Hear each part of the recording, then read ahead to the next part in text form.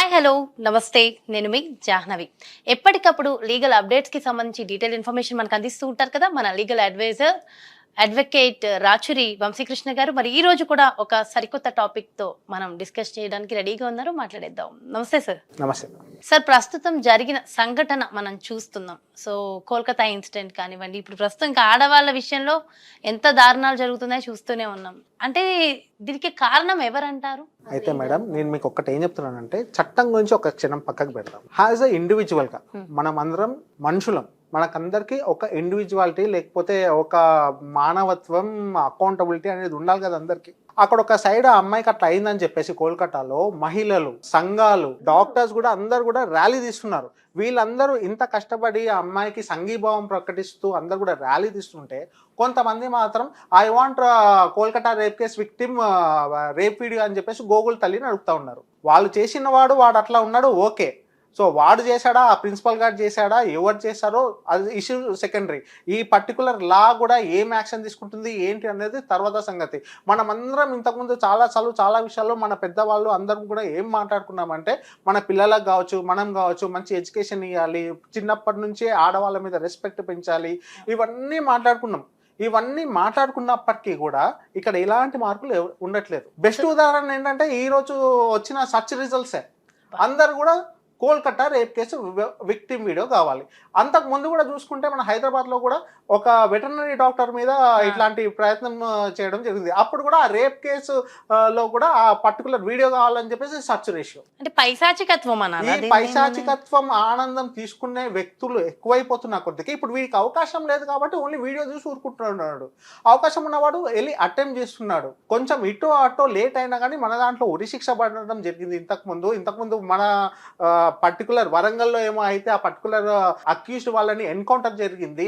Immediate గా action తీసుకున్న రోజులున్నాయి, తీసుకున్న రోజులున్నాయి, జరగాల్సింది జరుగుతూనే ఉన్నది. కానీ ఇలాంటి మైండ్ సెట్స్ ఉన్న వాళ్ళలో మీకు మార్పు ఎప్పుడు వస్తుంది? సో ఎలాంటి డెసిషన్స్ తీసుకుంటే మార్పు వస్తుంది? ఫర్ ఎగ్జాంపుల్ దుబాయ్ లో తీసుకుంటే వాళ్ళు ఇమీడియట్ గా ఉరి తీస్తారంట, ఇంకేదో సిటీలో తీసుకుంటే ఇమీడియట్ గా అక్కడే తల నరికేస్తారంట. ఎన్ని విధానాలు ఉన్నా కానీ సమాజం మారట్లేదు. మారాలంటే ప్రతి ఒక్క వ్యక్తిలో మార్పు రావాలి. ఆ మార్పు ఎట్లా వస్తుంది? ఫర్ ఎగ్జాంపుల్ ఇప్పుడు ఈ పర్టికులర్ ఇన్సిడెంట్స్ తీసుకుంటే ఈ సర్చ్ రేషియో ఒకటి ఉంది, వీడియో కావాలని చెప్పేసి. ఇంకోటి ఏంటి, అసలు మీకు ఇన్సిడెంట్ తెలిసినప్పుడు ప్రతి ఒక్కరు కూడా వాళ్ళకి సంబంధించిన మట్టుకు దానిపైన యాక్ట్ చేస్తే బాగుంటుంది. అంతేగాని అక్కడ ఎవరో గొడవ పడుతూ ఉన్నారు, వాళ్ళని వీడియో తీస్తూ ఉంటారు. యాక్ట్ అనేది లేదు. యాక్ట్ అనేది ప్రతి ఒక్క మనిషి చేయాల్సిన ఒక పని. దాంట్లో ప్రతి ఒక్క మనిషి కూడా ఆయనకు సంబంధించినంత మటుకు స్పందించాలి. మీరు స్పందించకుండా దాని పైశాచిక ఆనందం తీసుకుంటా ఉంటే ఈ మార్పు అనేది సాధ్యం కాదు. అందుకే ఇట్లాంటివన్నీ రిపీట్ అవుతూనే ఉంటాయని చెప్తున్నా. అంటే ఎవరికి వాళ్ళు మారినప్పుడు మాత్రమే ఇది జరుగుతుంది. అంతే కదా, ఎవరికి వాళ్ళు మారాలి.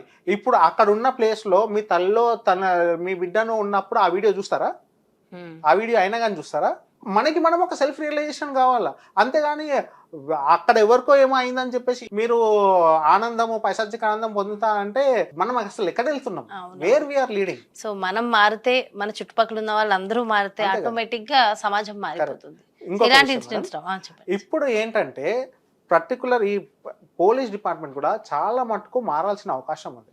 ఇప్పుడు ఈ పర్టికులర్ కేసులో చూడండి, హత్య అంటారు ఒక్కొక్కసారి, అసలు ఎఫ్ఐఆర్ కాలేదు చాలాసేపు. అయితే సార్ నిజంగా నాకు కూడా ఇది ఒక డౌట్, నాకే కదా చాలా మందికి ఉన్న ఒక డౌట్ ఏంటంటే, ఇప్పుడు ఈ పర్టికులర్ సిచ్యువేషన్స్ లో ఏమైందంటే ఫాదర్ కి వీళ్ళు పోలీసులే ఫోన్ చేసి డైరెక్ట్ గా మీ అమ్మాయి సూసైడ్ చేసుకుంది అని చెప్పి డైరెక్ట్ పోలీసులు చెప్పారు అని చెప్పేసి మనం విన్నాం ఆల్రెడీ. సో నిజంగా ఒక పోలీసులు అది ఏంటనేది హత్యనా, ఆత్మహత్యనా, అసలు ఏంటనేది డిక్లేర్ కాకుండా అలా చెప్పే రైట్స్ అసలు నిజంగా పోలీసులకు ఉంటాయంటారు? అలా డిక్లేర్ చేయొచ్చా? స్టార్టింగ్ డిక్లేర్ అంటే ప్రాపర్ ఇన్వెస్టిగేషన్ చేసి డిక్లేర్ చేయాలి మేడం. ఇప్పుడు ఈ ఇన్వెస్టిగేషన్ చేసి డిక్లేర్ చేయకపోతే ఆ వ్యవస్థ మీద ట్రస్ట్ అనేది కోల్పోతూ ఉంటాం. సో ట్రస్ట్ అనేది ఎప్పుడు వస్తుంది? మీకు అసలు ఆ ఇన్ఫర్మేషన్ వచ్చినప్పుడు అక్కడికి వెళ్ళేసి ఆ ఎంక్వైరీ కావచ్చు, అక్కడ లభించే ఆ ఎవిడెన్స్లు కావచ్చు అనేది తీసుకొని ఇమీడియట్గా ఎఫ్ఐఆర్ రిజిస్టర్ చేస్తే బాగుంటుంది. అసలు ఇన్ఫర్మేషన్ వచ్చినా కానీ ఇక్కడ ఎఫ్ఐఆర్ అవ్వట్లేదు కదా. Leave about declaration. ఇక్కడ అసలు ఎఫ్ఐఆర్ 3-4 గంటల తర్వాత అయింది. ఎఫ్ఐఆర్ చేయడానికే నానా సంఘటనలు కూడా పలు రకాలుగా పలు విధానాలుగా ఏం చెప్పిందంటే, ఏ మనిషి కూడా there is something called as private complaint madam. Private complaint అంటే ఏంటంటే మనము పోలీస్ స్టేషన్కి వెళ్ళినప్పుడు మన కేసు వాళ్ళు తీసుకోకపోతే జడ్జి గారికి దరఖాస్తు పెట్టుకుని ఒక అడ్వకేట్ త్రూ అనే ప్రక్రియ ఏదైతే ఉందో దాన్నే ప్రైవేట్ కంప్లైంట్ అంటారు. అసలు ఈ ప్రైవేట్ కంప్లైంట్ విధానం ఎందుకు వచ్చింది? మనం పోలీస్ స్టేషన్కి వెళ్తే పని కాకపోయినప్పుడు ఈ ప్రైవేట్ కంప్లైంట్ వాడుకోండి అని చెప్పడం జరిగింది. ఈ ప్రైవేట్ కంప్లైంట్ ప్రక్రియ అనేది ముగిసిపోవాలి. ఖచ్చితంగా ఒక సాధారణమైన వ్యక్తి పోలీస్ స్టేషన్కి వెళ్ళినప్పుడు ఆయన పని కావాలి. ఇక్కడ ఇన్సిడెంట్ తెలిసినా కానీ ఎఫ్ఐఆర్ రిజిస్టర్ అవ్వట్లేదు. ఈ విషయమై మన ఎన్వి రమణ గారు కూడా ఏమన్నారో ఒకసారి మీకు చూపిస్తా చూడండి. Expressing concerns about custodial torture, calling human rights and dignity sacrosanct, he said custodial torture and other police atrocities are custodial torture. ఆయన ఏమంటున్నారంటే మేడం, ఎన్వి రమణ గారు 3 years బ్యాక్, ఎన్వి రమణ గారు అంటే మన సుప్రీంకోర్టుకి ఎక్స్ చీఫ్ జడ్జ్, ఆయన చెప్పారు. ఏమని చెప్పారు? మన దగ్గర ఫండమెంటల్ రైట్స్ లేకపోతే మానవ హక్కుల ఉల్లంఘన ఎక్కడైనా జరుగుతుందంటే అది పోలీస్ స్టేషన్స్లోనే. ఇది నేను మీరు చెప్పిన మాట కాదు, ఎన్వి రమణ గారు చెప్పిన మాట. సో ఎందుకు ఇలాంటి ఉల్లంఘనలు జరుగుతున్నాయి? అనవసరమైన టార్చర్స్, 3rd degrees, అవసరం లేకపోయినా ఇట్లాంటివన్నీ ఉండకూడదు కదా. ఇట్లాంటివన్నీ ఎప్పుడైతే సామాన్యుడికి, ఇప్పుడు నేనంటే లాయర్ని కాబట్టి 4 రకాల సంఘాలు తెలుస్తూ ఉంటాయి. ఫర్ ఎగ్జాంపుల్ మానవ హక్కుల సంఘం కావచ్చు, లేకపోతే ఓసీబీసీకి సంబంధించిన రిజర్వేషన్ సంఘాలు కావచ్చు, లేకపోతే ఇలాంటి పలు రకాల సంఘాలు అనేది అందరికీ తెలియదు కదా. వాళ్ళకి తెలిసిన ఏకైక సంస్థ ఏదైతే ఉందంటే పోలీస్ డిపార్ట్మెంట్. వాళ్ళు స్ట్రైట్ అవే అక్కడికి వెళ్ళడం, అడగడం, అక్కడ పని కాకపోతే ఏం చేయాలో తెలియదు. ప్రతి ఒక్కరికి కూడా న్యాయం అందుబాటులో ఉండాలి. ఈ రోజు అది అందుబాటులో లేదు. అయితే ఇందులో ఇంకొక క్వశ్చన్ ఏంటంటే సార్, ఇప్పుడు సాధారణంగా ప్రతి 15 నిమిషాలకి ఒక అమ్మాయి మీద రేప్ అటాక్ అండ్ డైరెక్ట్గా ఇబ్బంది పడే సంఘటనలు కూడా ప్రతి 15 నిమిషాలకి ఒకటి జరుగుతున్నాయట.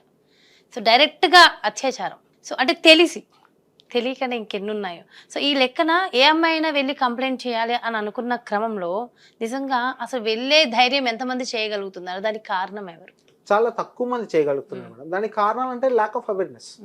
మనం అక్కడికి వెళ్ళి మనకి ఇలా అయింది అని చెప్పి మనం చెప్తే, ఒకవేళ చెప్పినా అక్కడి నుంచి అంతలా రియాక్షన్ వస్తుంది అంతే కదా. ఇప్పుడు ఒక విక్టిమ్ మన దగ్గరకు వచ్చి నాకు ఇలా అవుతుంది అనేసి అంటే ఆమెకు మనం ఒక ట్రస్ట్ కల్పించేటట్లు ఉండాలి. మీకు మేము ఉన్నామమ్మ, మీరేం టెన్షన్ పడకండి, we will take care of you అని చెప్పేసి. ఇట్లాంటి అత్యాచారాలు చేసే అందరికీ కూడా ఒక ఖచ్చితమైన భయం ఉండేటట్టు ఉండాలి. వాడు చూడండి, ఆ కోల్కతా వాడు, నేను చేసిన మీరు ఏం చేస్తారో చేసుకోండి అని చెప్తున్నారు. సో ఉరి అనేది చాలా సింపుల్ అయిపోయింది. బహుశా అంతకు మించి అంటారు చూడండి, అదేదో ఐ సినిమాలో, దాని ప్రకారం మనం ఏమైనా చేయాల్సింది ఉంటుంది. అది వాడు ఎప్పుడైతే అట్లాంటి ప్రక్రియ ఆలోచిస్తున్నాడో అది కట్ అయిపోతుంది అన్న భయం వాడికి ఉంటే తప్ప అట్లాంటివన్నీ కాదు. సో ఇట్లాంటి స్ట్రాంగ్ మెసేజ్ అనేది ఖచ్చితంగా వెళ్ళినప్పుడు, ఆ టైంలో కామన్ పీపుల్ చేతుల్లోకి అలాంటి వాడు వచ్చేసాడు అనుకో, అలాంటి జరుగుద్ది. మళ్ళీ చట్టాలు ఒప్పుకోవుగా. అదే అంటున్నాను, చట్టాలు కూడా దానికి తగ్గట్లు మార్చాలి. ఇప్పుడు ఉరి అంటే చాలా సింపుల్ అయిపోయింది. అది కూడా ఫాస్ట్ ట్రాక్ ఉన్నప్పటికీ కూడా ఇంకా కూడా దానికి వేగవంతం చేసే, ఇది చేస్తే తల తెగిపడుతుంది అని ఒక భయం ఎప్పుడైతే వాళ్ళకు ఉందో చాలా మటుకు డిక్రీజ్ అయ్యే అవకాశం ఉంది. ప్రతి ఒక్కరి ఇంటర్నల్ గా వాళ్ళ స్వతహాగా కూడా మారాల్సిన అవసరం ఉంది. ప్రతి ఒక్క ఇన్సిడెంట్ మీద కూడా వాళ్ళు యాక్ట్ చేయాల్సిన అవసరం ఉంది. అవును, మనం చదివే భగవద్గీత, ఓకే, మహాభారతం, రామాయణం, ఈవెన్ ఖురాన్ దగ్గర నుంచి మన బైబిల్ తీసుకున్న ప్రతి దాంట్లో కూడా ఎలా ఉండాలి, మనం ఎట్లా బిహేవ్ చేయాలి, ఎలా ప్రవర్తించాలని ఉన్నా ఎవరు ఎలా ప్రవర్తిస్తున్నాం మొత్తం మారిపోతున్నాం కదా. సో అంటే మనం నిజంగా భారతదేశంలో ఉన్నాం, సగర్వంగా యాజ్ ఇట్ ఈస్ అలానే ఉంటే చాలా బాగుంటుంది. కానీ భగవద్గీతలో ఇవన్నీ దేవుని మీద ట్రస్ట్ ఇవన్నీ ఎవరు పెద్దగా పట్టించుకోవట్లేదు అస్సలు. ఇవన్నీ మారాలంటే తప్పకుండా ఇంకా వాల్యూస్ కానీ, ఇంకా మోరల్స్ కానీ, ఈ పరమైన ఎథిక్స్ కానీ ఇంకా కూడా పిల్లల్లో ఇంక్లూడ్ చేయాల్సిన అవసరం ఉంది. వాటన్నిటికన్నా ముందు ఎవరైతే ఇలా చేస్తారో ఇమ్మీడియట్ గా వాళ్ళకి కనుక మనం ఏమైనా పనిష్మెంట్, ఇమ్మీడియట్ పనిష్మెంట్ ఒక 10 మందికి ఇచ్చి చూపించిన, అట్లీస్ట్ ఫస్ట్ ఒకళ్ళకి ఇస్తే ఆటోమేటిక్ గా తగ్గే అవకాశాలు ఉండొచ్చేమో. ఏమంటారు సార్? సో అలా చట్టాలు రావాలి.